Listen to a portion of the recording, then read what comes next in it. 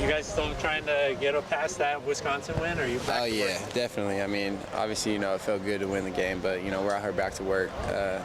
You gotta use wins, just as motivation. You gotta keep going and keep wanting to get better. I thought we had a good day of practice today, and we're gonna go watch the film and just keep growing. Is it kind of disappointing coming off a win like that, having another bye week? Yeah, but I mean at the same time, it's an opportunity to put in a lot more work. Like I said, our team's got a lot more work to do to get to where we want to be, and the sky's the limit for us. So each time we get an opportunity to come out and practice and come out and get better, it's nothing but good. I was going to ask you about the game that DJ had. I mean, he seemed like he was kind of all over the place. Huh? Yeah, he was, and I was proud of him. He stepped up big time. He really surprised a lot of people, by the way he played, and surprised me too.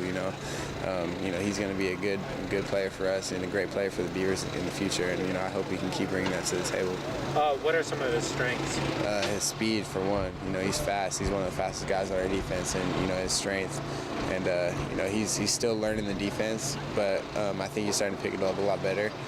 But him reading his keys is something he's got to work on. And like I said, in the game, he was on fire. I thought the PI they called on him was bogus. I went to argue with the ref about it. It was being a corner and seeing a play like that and seeing a PI. I just thought it was bogus. But he stepped in and he played an amazing game. What is he like off the field? He's a cool guy, chill guy. He's funny. He's just chill, cool guy. Always coming to kick it. Always hanging out, cracking jokes. He's just a funny guy to be around.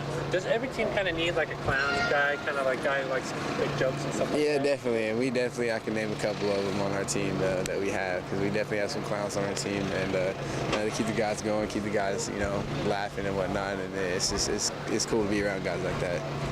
Back to Welch, is it for these younger guys? Is it more about like knowing how to prepare for a game and learning, what tendencies you need to be paying attention to? Is that definitely? And at the same time, it could be you just got to get your feet wet and get into the game. Because practice speed is a whole lot different than game speed. And so once you're in the game and once you get that experience, I always thought experience is the best asset a player has. If he's played a lot of games and he understands what to expect out of what he sees, then the game just comes simple.